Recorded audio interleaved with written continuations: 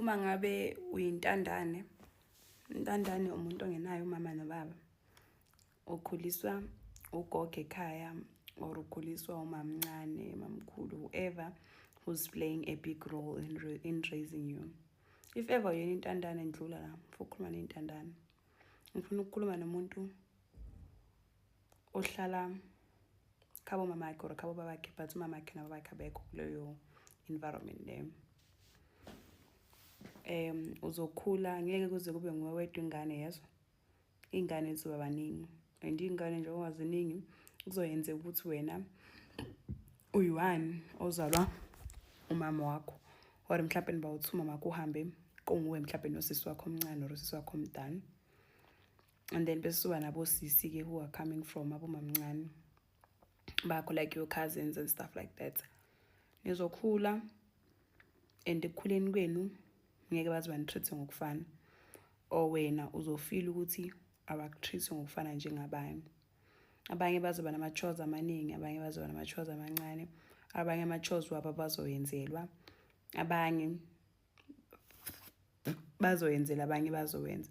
Ngifuna wazi ukuthi uma ngabe wena uyingane ingenayo abazali, akekho umuntu ozokucabangela, kuzomela uhlezi uyicabangela wena, and uku-accept lokho ukuthi akekho okukolodwayo, ukukuthanda. Mele u-accept nanoma yini eza kuwena, whether uthando lunjani, akumele ubalise. Uma ufuna ukuthi uNkulunkulu akuphumelelise empilweni, uma ufuna ukuthi uNkulunkulu akuzwele isihlungu, ungaphenduli umuntu omdala kuwe. Noma ngabe usuyezwa ukuthi lokhu sekunzima, ufuna ukuphumisa ngegama lakho, rather go to your room and cry to God. Khala makumele ukhale, but ungamphenduli, ungamzwisi ubuhlungu umuntu omdala kuwena. Bamba imfundiso zabo. Mina, my grandmother used to say, umuntu mayekuphanisha ngokomsebenzi ekuzwisa ubuhlungu, mhlawumbe enika wena umsebenzi onzima la abanye abanika o-right or eningani-treat ngendlela efanayo, lo muntu lokhu usuke ekuqinisa. Mele umbonge kahle kahle anyway, ungazondi, ungakhali, ungenzani. Mele umbonge ngoba awuyazi ukuthi impilo ikuphetheleni, yabo. And umuntu usuke ekufundisa. Umuntu mayekwashisa wena izitsha kakhulu, yes manje kungabonakala ngazathi uyakuhlupha, but uyakufundisa. Ngoba in future uma bese sebenibeka no-2, nalo izitsha bekangayiwashi, nalo ibeka izitsha, umuntu obangcono empilweni kuba yilo, cause yena wazi izinto eziningi futhi uyakhona ukutolerate into eziningi. Lo mayesekhulile uzobe engakhona ukwenza zonke lezi zinto lezo. Okay, fine. Uzokhula, and ekukhuleni kwakho uzofunda uku-accept ukuthi impilo ngeke yaze yafana. Wena you need to accept whatever comes to your table, and you need to appreciate it ngenhliziyo yakho yonke. And kuzofika abafana empilweni befuna ukuzokumoshela ikusasa lakho. Ngifuna ukuthi uzazi ukuthi wena uqhamukaphi, uzazi ukuthi ufunani, ungahlanganisa izinto ezothiwe zingahlangani. Ungafuni ngekusasa lakho, ukhuleke, uhlale umntwana okhuluma noNkulunkulu, otshela uNkulunkulu iy'nkinga zakhe. Okay, uzohamba uye esikoleni, impilo izokuchallenja. Ngifuna ukuthi ungayi-compare nabantwana abanamama, ungayi-compare nabantwana abahlala nabo mama nabo bababo, ungayi-compare nabantwana abanayo yonke into, ne? And then uzokhula uhambe uye evarsity. Uma ufika evarsity, akekho ozokufonela akubuza ukuthi unjani, ulale kanjani, udleni, ushoda ngani, okokugqoka unakho, okokugeza unakho. Kuzomela u-accept whatever comes to your table, ubonge kulabo abakhona ukuthi bakufonele bakutshele, ngoba akekho umuntu okukolodayo, akekho umuntu okumele akwenzele izinto, you-understand? Yeah. And then uzokhula mhlambe impilo ikuthathe ikubeke kwezinye iy'ndawo la okade ungayitshelanga khona ukuthi uzoze ufikenele khona. And ngifuna ukukutshela ukuthi kuzomela ukuthi ubekezele, still focus kumaphupho wakho, utshela uNkulunkulu ukuthi kwenzakalani ngempilo yakho njengamanje, and uhlangabezane ngani. Ukhumbula ukuthi uthi ngeke aze akuthwalise umthwalo ongaphezu kwakho, and ukhumbule ukuthi sonke sibhalelwe impilo ezingafani. Impilo mina ngeke ngithathe njengomuntu osuke eyo-act. Uyo-act unikwa i-script ukuthi okay, wena this is what you need to do for this shoot.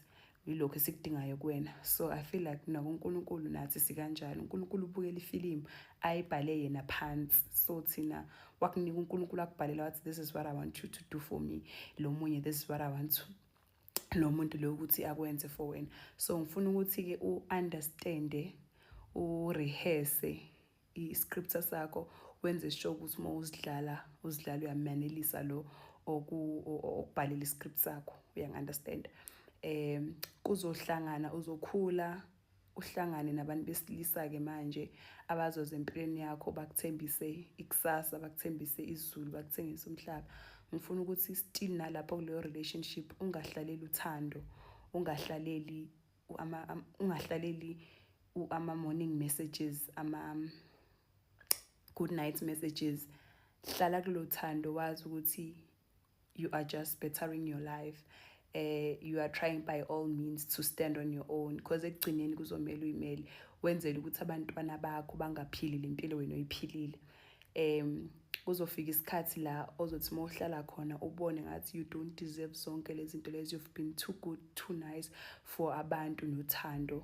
But hlala lapho, ubekezele, wazi ukuthi wena ufunani ngempilo yakho. Ngisho noma usuze uthi kushisa, if wena you are benefiting from that situation, do not give up. You don't have to give up. You do not have, like, you can't afford to fail in this life. Tell yourself what you can't afford. Ask bengisabamba icall. Yeah. Yabonake.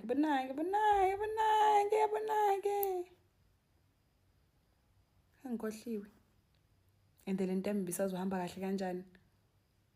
But yeah, and they make sure ukuthi ekukhuleni kwakho nako wonke lama steps ondlule kuwena, if ever uyazazi ukuthi okay usuchuzile wena mhlawumbe ku-entertain abafana, preventer, make sure ukuthi awumtholi umntwana ungenabo abazali, make sure ukuthi awumtholi umntwana ungakawutholi umsebenzi ozokwenza ukuthi ube stable, financially stable empilweni. Make sure ukuthi awumtholi umntwana ungakahili wena. You need to heal your inner child first ngaphakathi, so that your child won't have to heal from you. Make sure ukuthi uthola umntwana ngoba usu-ready for ukuthola umntwana, hayi ngoba lo othandana naye uthi ufuna umntwana kuwena. Ngaso sonke isikhathi, put yourself first. Pray for the things that you want. Even if like you have to fast, go for fasting. Listen to God's voice. Distance yourself from friends abangani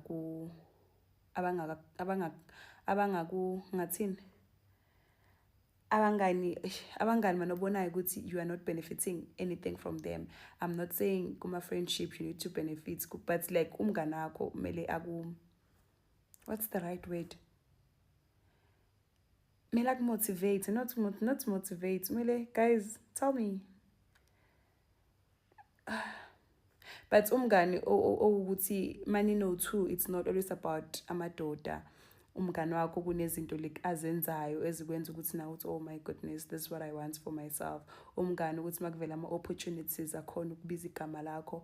Umngani ukuthi makuvela izinto asho ukuthi okay friend, I know you did this.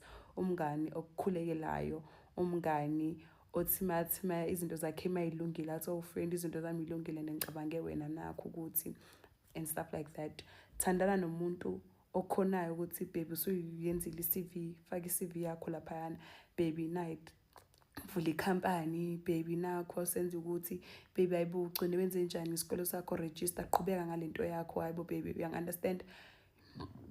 Sorry. And wena-ke osekenzakele ukuthi i-life isikubhayizisile awukhona ngikwenza lokho, it's okay to take a break. Qala kabusha impilo. There is no formula for life. Impilo ayizanga nge-script sokuthi usimele siphumelele sonke at this age nanani. Khumbula ukuthi labantu esibagijimisayo manje mhlambe asebeyenze kahle empilweni abavedanga baba yibona nje, baqalile na kunama seasons abandlule kuwona and stuff like that. Mhlawumbe nabi mabe bhubhudla manje impilo yabo, mabe enjoy impilo zabo, but ngenkathi besaselingana nathi bebesa feel the way nathi sifila ngakhona njengamanje. So ngaso sonke isikhathi fasa icathulo zakho ungene empini.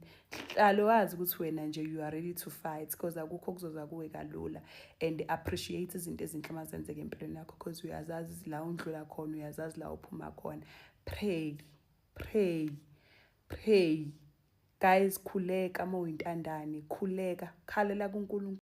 Hello Mzansi, welcome to Mgosi waseMzansi. Honestly speaking guys, badali bekufanele nje baphile ngonaphakade. It's so sad Nkosi yami ngokuthi ungabi nebatali and kufanele ube on your own. As much as ungaba nabo bo-auntie, bomalume, bogogo, but wonke mntwana guys uyamdinga umdali wakhe, and loko ipain le ngasoze iphume empilweni yemntwana, enhlitweni yakhe, ukukhula unganabo badala guys. It's just so sad and it's very heartbreaking.